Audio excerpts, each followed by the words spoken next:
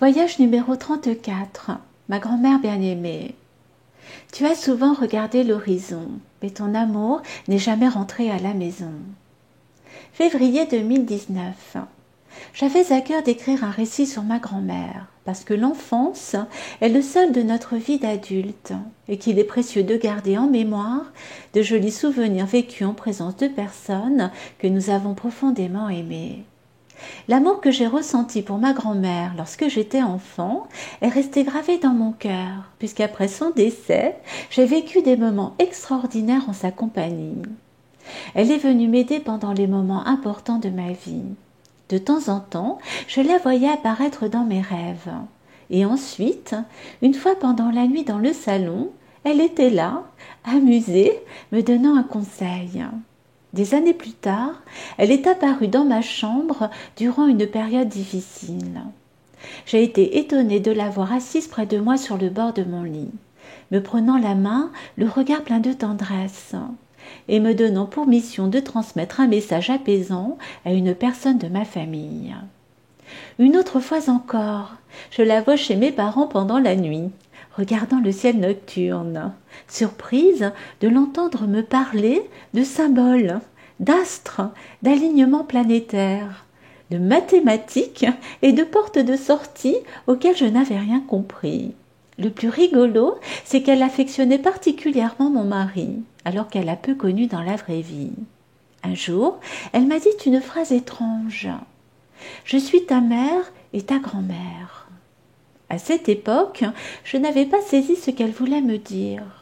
Mais des années plus tard, ces mots ont résonné en moi et m'ont fait prendre conscience que nous faisions peut-être toutes les trois partie d'une histoire commune et que la finalité de notre parcours s'achevait ici et maintenant, puisqu'il n'y a pas eu de descendance. Cette relation extratemporelle s'est terminée à l'âge de mes 50 ans, après avoir fait une de mes premières sorties conscientes, qui fut inoubliable et si réelle. Nous nous sommes retrouvés toutes les deux dans un magnifique endroit que nous connaissions très bien, mais pas ici. C'était ailleurs, sur une autre fréquence. Voici plus de 4 années que je n'ai plus de nouvelles. Et je pense que ce délicieux moment passé hors du temps, en sa compagnie, était certainement le dernier. Une sorte d'adieu à toujours, comme on dit parfois. Notre première rencontre dans l'invisible. C'était il y a 40 ans. Je suis dans la vraie vie. Je me promène dans la rue de notre petite ville et je rencontre une de ses amies d'enfance. Une très vieille dame, connue dans la région, pour être un peu voyante et beaucoup guérisseuse. Nous discutons et notre conversation me rend nostalgique. Mes souvenirs refont surface. De merveilleux moments passés me reviennent en mémoire et je lui fais part de ma mélancolie.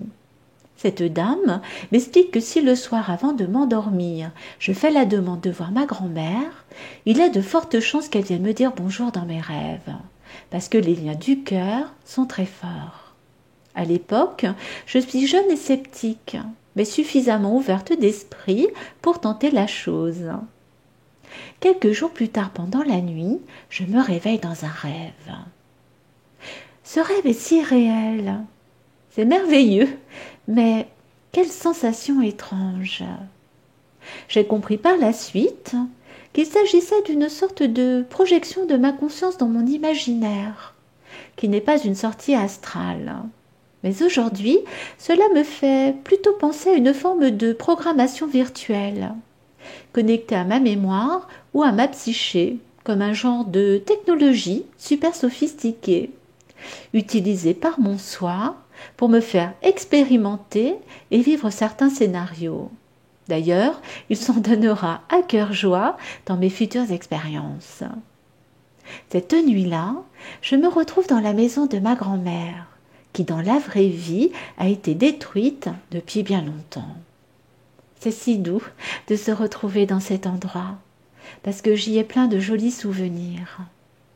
Je suis dans la cuisine et j'observe avec un grand intérêt chaque détail. La porte d'entrée vitrée avec ses rideaux bleus et blancs. Le vieux poste de radio datant des années 50, posé sur le buffet jaune en formica. la vieille télé installée sur le meuble à roulettes dans l'entrebâillement de la porte, et le placard d'ustensiles de cuisine sous l'escalier, qui était ma cachette préférée lorsque j'étais enfant. Tout à coup, j'entends frapper sur le carreau de la fenêtre à l'extérieur de la maison. Je me retourne. J'aperçois avec un grand bonheur dans le jardin ma grand-mère tout sourire, le nez collé au carreau qui me fait un signe de la main. Je suis si surprise que l'émotion est soudain trop forte et malheureusement je me réveille aussitôt. Quelques mois plus tard, je rencontre à nouveau cette vieille dame dans la rue. Je lui explique que son truc a marché et que j'ai vu ma grand-mère dans un rêve me faire un petit coucou. Je lui décris ce que j'ai vécu et elle m'explique tout de suite le symbolisme de ma grand-mère derrière la fenêtre. Il s'agit de la séparation de deux mondes. Visiblement, une sorte de frontière qu'à cette époque, il m'était impossible de dépasser. C'est à partir de ce moment-là que j'ai commencé à faire des rêves lucides. Et au fil du temps, un joli contact s'est établi entre ma grand-mère et moi, jusqu'au jour où ma conscience a fini par évoluer. Je me suis aperçue que mon soi supérieur utilisait très certainement la présence de ma grand-mère pour m'aider à démarrer une connexion plus grande et plus subtile avec lui dans l'invisible, dans le but de me faire vivre une sorte de traversée lucide à l'intérieur de mon monde, qui est ma mémoire personnelle. Cette clarté, nouvellement perçue d'un espace inconnu de ma psyché, allait se révéler au fil du temps, passionnante et plutôt surprenante. Notre dernière rencontre dans l'invisible. J'avais soudain cette faculté pendant mon sommeil de me réveiller de temps en temps dans mes rêves. Mais en plus, un petit plus en plus, le plus étrange lorsque l'on fait un rêve lucide, c'est cette capacité de garder en mémoire le moment vécu avec une précision étonnante. Comme s'il s'agissait d'une réalité plus réelle que la réalité. Du coup, je vais utiliser tous ces souvenirs et moments agréables pour faire des petits trucs sympas. Je suis en pleine journée, si je fais par exemple un sport répétitif, un travail un peu longuet ou un trajet en voiture de plusieurs heures, je me connecte à ma mémoire et j'ouvre la porte de mes rêves. C'est ainsi que les aborigènes appellent cette faculté. J'ai toujours adoré faire ça. C'est comme si je surfais sur Internet. Je regarde dans mon esprit et je me balade dans un rêve que j'aime bien, qui m'envoie vers un autre rêve que j'aime bien, et ainsi de suite. Je passe de séquence en séquence et je tire une sorte de fil d'Ariane. Je retrouve ainsi toute la mémoire de mon monde onirique. C'est pratique et agréable pour mettre mon cerveau au repos et m'échapper de mon quotidien. J'ai cette sensation de dédoubler ma conscience, d'être ici et ailleurs en même temps. Et le plus étrange, c'est cette atmosphère indéfinissable que je ne reconnais pas ici, parce que cet univers imaginaire baigne dans une ambiance hors du commun, plus douce, plus légère, loin de cette rigidité et de cette lourdeur terrestre. C'est d'ailleurs, je pense, ce que font les enfants lorsqu'on dit qu'ils sont dans la lune.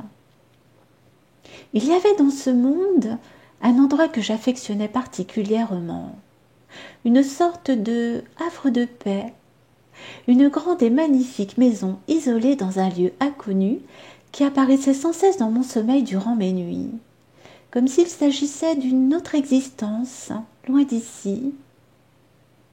Malheureusement, en 2003, à l'âge de 38 ans, la porte de mes rêves s'est refermée. Le grand voile de l'oubli s'est installé. Malgré tous mes efforts de concentration, impossible de retrouver ma mémoire onirique. Tous les moments vécus et les beaux endroits visités que j'aimais tant se sont volatilisés. Mon seul regret, cette maison bien mystérieuse.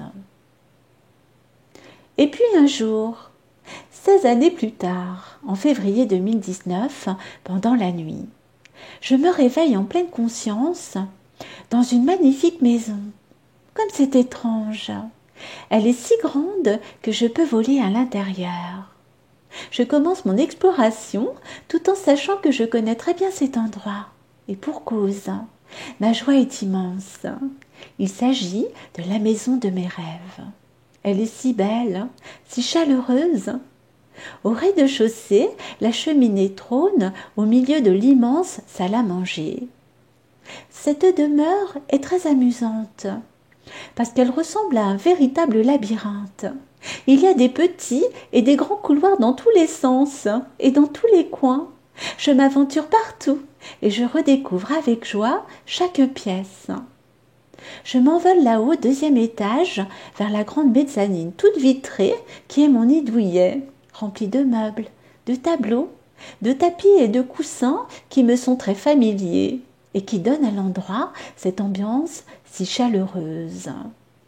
J'aperçois mon mari dans une des chambres. Je suis surprise et contente qu'il soit là. C'est la première fois que je le vois ici.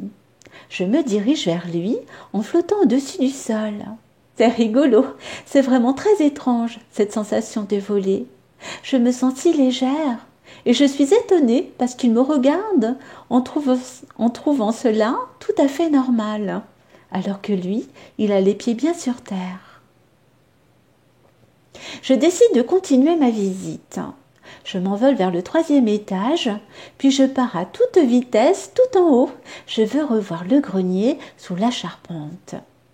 Je longe un petit escalier en bois, puis je rentre dans la pièce.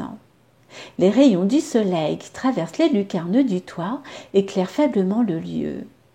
Je ressens tout de suite une forte impression de calme et de paix intérieure un peu magique. Je fais le tour des combles.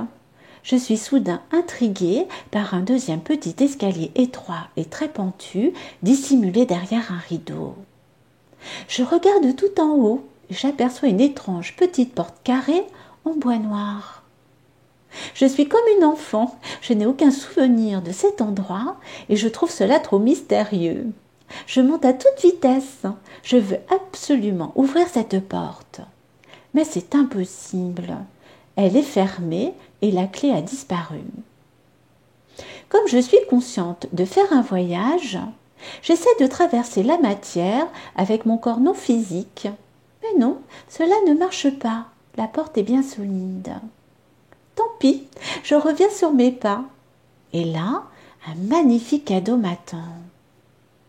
De loin, je suis stupéfaite de voir mon mari discuter dans la chambre avec une personne.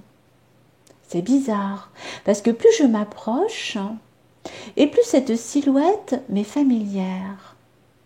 Waouh! Je m'aperçois soudain avec une joie immense qu'il s'agit de ma grand-mère bien-aimée. Je file à toute vitesse la retrouver. Elle me regarde arriver en souriant. C'est étrange, parce que sur ce plan vibratoire, elle est beaucoup plus jeune que dans mes souvenirs.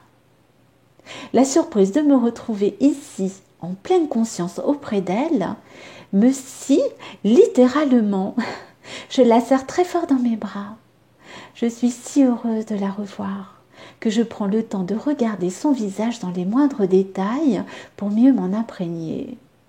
Je me dis que c'est bien ma grand-mère qui est là, auprès de moi. Les retrouvailles sont émouvantes. Tout à coup, je ressens la chaleur de cet amour qu'elle me transmettait lorsque j'étais enfant. L'émotion devient si forte que je me mets à pleurer à gros sanglots. Je suis si émue qu'elle me regarde très étonnée. Ses yeux me disent qu'elle est contrariée et ne comprend pas du tout pourquoi je me mets subitement dans cet état. Malheureusement, cette scène est beaucoup trop réelle. Cet événement me bouleverse et je me réveille aussitôt en pleurant. Fin de mon voyage numéro 34. À bientôt pour le voyage numéro 35.